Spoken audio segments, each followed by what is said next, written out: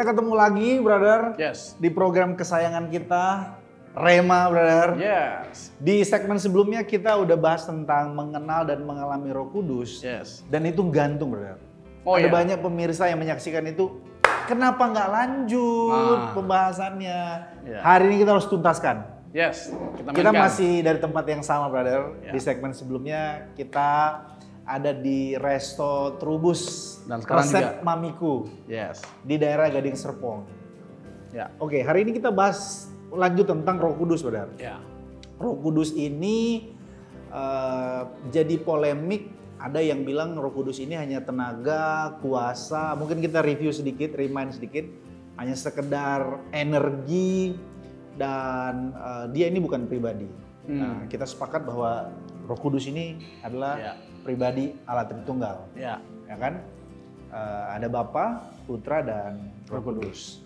Brother, ada mau tambahkan terkait dengan karya Roh Kudus sebelum nanti aku masuk ke pertanyaan aku terkait dengan Isu-isu kontroversial. isu-isu kontroversi dan isu-isu yang sedang hangat dibicarakan. Ya. Nah, bisa brother mainkan dulu terkait dengan Roh Kudus ini, Ya. karya-karyanya. Kita sudah mention di segmen sebelumnya, dia memperlengkapi kita, dia Ya. mengubah kita, dia lebih memperjelas siapa pribadi Kristus, dan juga mungkin mention ke orang-orang yang belum percaya kepada Tuhan Yesus bahwa Roh Kudus itu memanggil mereka untuk supaya bisa percaya kepada Yesus. Jangan keraskan hatimu, ya kan? Ya.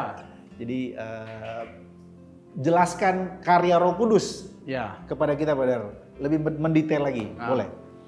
Jadi ini hanya sekedar nge-review aja Iya, ya. nge-review, dari betul. episode yang sebelumnya. Episode sebelumnya. Jadi kita sudah menegaskan bahwa Roh Kudus itu adalah pribadi karena dia memiliki karakteristik pribadi, yaitu pikiran, perasaan, kehendak. Ya. Dengan ayat-ayat yang kita juga sudah suguhkan, sebutkan. ya. Dan juga Roh Kudus itu adalah Allah karena memiliki sifat-sifat atau karakteristik Allah. Jadi semua sifat yang ada pada Allah juga ada pada Roh Kudus. Ya. Dan dia juga melakukan karya ilahi, penciptaan. Roh Kudus ikut menciptakan. Pemeliharaan alam semesta, Roh Kudus turut memelihara alam semesta. Ya. Bahkan dalam konteks keselamatan ada Bapa yang menginisiasi idenya, ada anak yang mengaplikasikan karya keselamatan bagi yang mengerjakan karya keselamatan, dan Roh Kudus yang mengaplikasikan karya keselamatan itu dalam diri setiap orang percaya. 1 Petrus 1 ayat yang kedua. Ya. Tadi ada kita singgung bahwa Roh Kudus terlibat aktif juga dalam semua karya ilahi. Misalnya penciptaan. Kita diciptakan oleh Roh Kudus. Misalnya Kejadian 1 ayat 1-3. Roh Allah melayang-layang di atas permukaan air. Atau Ayub pasal 33, brother. Ayat yang keempat, bahwa Roh Allah membentuk aku. Jadi Roh Kudus itu adalah Allah, Roh Kudus itu adalah pribadi. Dan kita mau masuk kepada suatu hal yang bersifat kontroversial. Tapi sebelum masuk ke situ, brother. Sorry, brother, aku potong sedikit. Ada salah satu jemaat yang nanya begini,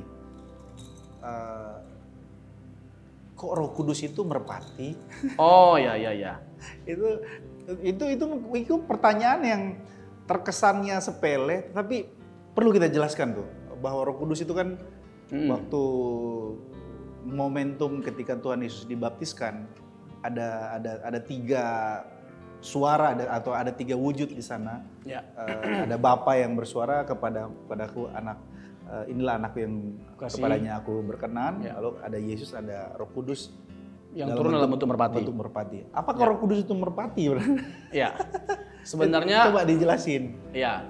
Roh Kudus itu digambarkan dengan banyak hal ya. Oh, banyak hal ya. Merpati, air, iya. atau api, atau materai, dan masih banyak lagi. Tapi kalau kita mau mempersoalkan digambarkan merpati itu dalam pengertian apa? Mengapa dalam bentuk merpati digambarkan Roh Kudus itu? Jadi kalau dalam PL, merpati itu memiliki arti yang sangat penting, brother. Oh, Pertama, melambangkan kebaikan Tuhan kepada umat manusia. oke. Ketika Nuh berada dalam Batra, seekor burung merpati dilepaskan dan membawa kabar baik bahwa air bah telah surut. Kejadian pasal yang ke-8 ayat 9-11. Oke. Oleh sebab itu burung merpati menandai berakhirnya masa penghukuman dan dimulainya zaman anugerah. Oh. Jadi itu salah satu maknanya kalau kita merujuk kepada perjanjian lama. Jadi ada makna simbolis ya. Ada makna di balik itu. Ya. Jadi Yesus melalui urapan Roh Kudus datang untuk membawa kabar baik. Kabar penyelamatan bagi umat manusia. Jadi ada korelasinya antara PL dan PB. Nah, merpati juga satu-satunya jenis burung yang diperkenankan Tuhan untuk diberikan sebagai kurban persembahan. Imamat 1 ayat yang ke-14. Jadi kalau kita baca kitab Imamat, itu berisikan banyak itu kitab sistem. yang jemaat suka bosan bacanya. Iya, sering kita dengar orang berkata seperti itu. Kalau masuk ke kitab Imamat, kenapa cenderung bosan? Tapi sebenarnya menarik karena kitab Imamat itu kan bicara tentang sistem persembahan korban. Jadi kalau kita mau memahami lebih dalam lagi terkait dengan karya penebusan Kristus, itu sangat relate ya dengan kitab Imamat. Nah, nanti mungkin di kesempatan lain akan kita bahas mengenai itu cukup, brother, untuk jawaban itu. Di catatan aku di sini ada salah satu frasa yang berkata begini. Nanti coba brother elaborasi lebih jauh. Frasa ini ungkapan yang rumit. Jadi ungkapan ini harus disampaikan. Jadi ungkapan ini berkata begini, bahwa kita sendiri tidak memiliki kehidupan. Kita sepenuhnya bergantung kepada Roh. Maksudnya gimana tuh? Kita sendiri ini tidak memiliki kehidupan. Kita harus bergantung kepada Roh Kudus. Roh itu digambarkan sebagai sang pemberi hidup juga. Jadi karena dia adalah sumber dari kehidupan, maka bagaimana mungkin kita bisa hidup tanpa sang sumber kehidupan? Nah, itulah yang dimaksud dengan kita harus bergantung kepada Roh Kudus. Karena tadi kan kita sudah jelaskan dengan berbagai macam argumentasi bahwa dia adalah Allah. Nah, sekarang pertanyaannya begini, bisakah kita hidup tanpa Allah?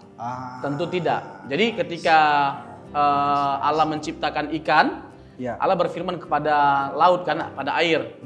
Ketika Allah menciptakan yang lainnya seperti tumbuh-tumbuhan, ya kan, Allah berfirman ya pada darat gitu loh, pada binatang. Tapi ketika Allah menciptakan manusia, jadi pribadi Allah Tritunggal itu berinteraksi. Baiklah kita menciptakan manusia menurut gambar dan rupa kita. Jadi ikan tanpa air bisa hidup enggak? Tidak bisa. Jadi misalnya tumbuhan. Ini analogi di sini atau memang berada baca? Memang udah lama sih. Jadi tumbuhan dan binatang tanpa darat bisa hidup enggak? Enggak bisa. Nah, sama halnya dengan kita. Kita tanpa Allah bisa hidup enggak? Kita nggak bisa hidup tanpa Allah. Karena natur kita jelas berdasarkan gambar dan rupa Allah. Karena kita adalah gambar dan rupa Allah, ada gambar dan rupa Allah pada diri kita. Kita itu begitu spesial dan kita yang spesial ini memang hanya akan tetap menjadi spesial kalau kita menggantungkan diri kita kepada Sang Pencipta kita. Wow, itu indah sekali, brother. Itu indah sekali. Ada salah satu teks yang berkata bahwa Allah itu mengingini dengan cemburu roh yang ada pada kita. Yang ada pada kita. Itu karena berasal dari Allah ya? Iya. Oke, nice. Oke, aku mau masuk ke hal-hal yang lebih kontemporer terkait dengan karya Roh Kudus ini. Tentu Roh Kudus kita tadi Brother udah kasih tahu bahwa kita sepenuhnya bergantung kepada Sang Hidup, yaitu Allah Tritunggal itu, kepada Roh Kudus. Pengurapan Allah kita butuh. Kita pokoknya tidak bisa tidak, no debat. Kita butuh yang namanya Roh Kudus. Dan harus di-encourage lagi, brother. Semua orang percaya, ketika percaya kepada Yesus, mereka punya Roh Kudus. Yohanes 1 ayat 12 itu kan menjadi anak Allah itu kan. Ya, barang siapa yang menerimanya diberinya kuasa untuk menjadi anak-anak Allah. Efesus 1 ayat 13 dimeteraikan oleh Roh Kudus. Sebagai catatan, ini hanya untuk orang percaya kan, brother? Iya. Kalau orang yang belum percaya kepada Yesus, nggak bisa disebut anak Allah. Iya, dia nggak punya Roh Kudus. Iya. Bisa begitu kan kesimpulannya? Iya. Jadi pendiaman Roh Kudus itu terjadi pada waktu kita percaya Yesus. 1 Korintus pasal 12 ayat yang ketiga.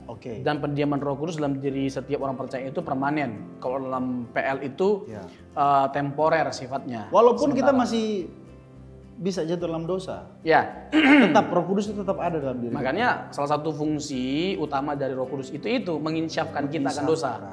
Jadi menuntun kita pada seluruh kebenaran. Jadi nggak seperti di PL. Jadi ketika orang berbuat dosa, Roh Kudus itu bisa undur. Tapi dalam konteks PB, meskipun kita berbuat salah, meskipun kita berbuat dosa, tetap ada Roh Kudus dalam diri kita, tapi dia akan terus mengingatkan kita, menyadarkan kita gitu loh. Untuk bertobat, untuk menghidupi kehendak atau kebenaran yang diajarkan oleh Tuhan Yesus. Oke, di 1 menit terakhir ini menarik, waktu di segmen sebelumnya, brother ada singgung terkait dengan Ananias dan Safira. Ya. Kan mereka ini kan cuman bohong, nggak ngasih tahu harga tanah yang mereka jual kan, brother. Oh, oke. Bayangin kalau seandainya situasi itu sekarang. Ada banyak orang mati di gereja, brother. Kenapa nggak dibunuh-bunuh gitu? Nggak dibunuh oleh Tuhan gitu. Ya. Sebegitu suci, sebegitu agung, sebegitu mulianya kah kita katakan Roh Kudus itu harus kita sampai menghormati dia sebagai Allah, sehingga case Ananias dan Safira itu dibunuh oleh Tuhan. Ya, Allah itu unik ya. Allah itu... Karena kita konsepnya Roh Kudus itu sebagai pribadi Allah gitu. Iya, Allah itu unik dan misteri. Enggak semua hal harus kita ketahui dari diri Allah. Jadi ya kita harus belajar lah gitu untuk menerima atau mempercayai apa yang Alkitab saksikan. Nah, yang menarik kalau brother angkat kasus itu adalah begini, brother. Jadi kan ada tuh teori yang membedakan Allah PL sama Allah PB. Ya, Allah PL itu identik dengan menghukum, keras, ada salah langsung dihajar dan lain sebagainya macamnya. Tapi kalau Allah PB itu Allah yang penuh dengan kasih karunia, gitu loh. Kita salah tetap diampuni dan seterusnya. Tapi dengan kita merujuk kepada kasusnya Ananias dan Safira, terbantahkan sebenarnya Allah PL juga adalah Allah yang penuh dengan kasih karunia. Meskipun ketegasan dan keadilannya sangat menonjol, Allah PB juga Allah yang penuh dengan keadilan. Meskipun sangat diwarnai dengan kasih karunia. Gitu. Oke, sampai di situ dulu, bro. Nanti kita lanjut di segmen berikutnya.